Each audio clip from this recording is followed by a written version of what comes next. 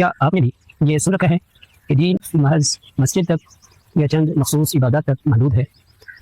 اس کے علاوہ جملہ معاملات زندگی اور مختلف شعبہ زندگی سے وابستہ افراد کا مختلف پیشے اپنانا، یہ سب دنیا داری اور دین دوری ہے۔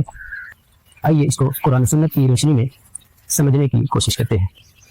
بسان مکرم، اسلام صرف ایک مذہب نہیں، وہ صرف روحانی عبادات کے متعلق رہنمائی کرے، بلکہ اسلام ایک دین ہے جو ایک جامع نظام ہے، مکمل ضابطۂ حیات ہے، کمپلیٹ کوڈ آف لائف ہے۔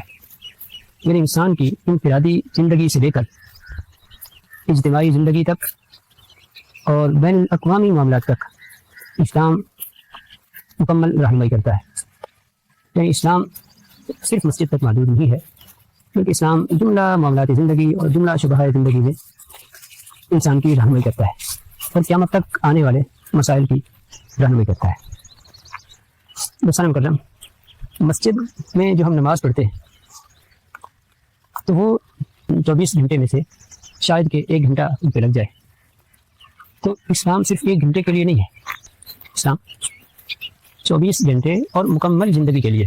اللہ تعالیٰ نے فرمایا وما خلقت الجن والانس الا لیعبدون، ہم نے جن و انس کو پیدا نہیں کیا مگر اپنی عبادت کے لیے۔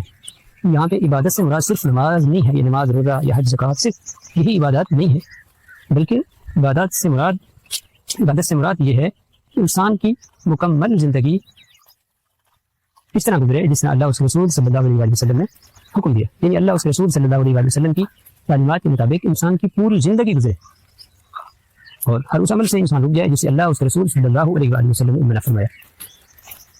تو جب اسلام ہماری مکمل زندگی کے لیے ہے اور وہ 24 گھنٹے کے لیے مکمل زندگی کے لیے ہے، تو پھر عبادت صرف مسجد محدود نہیں ہوگی، بلکہ وہ ہماری بقیہ زندگی، بقیہ ساری زندگی، بقیہ معاملات کو بھی محیط ہے۔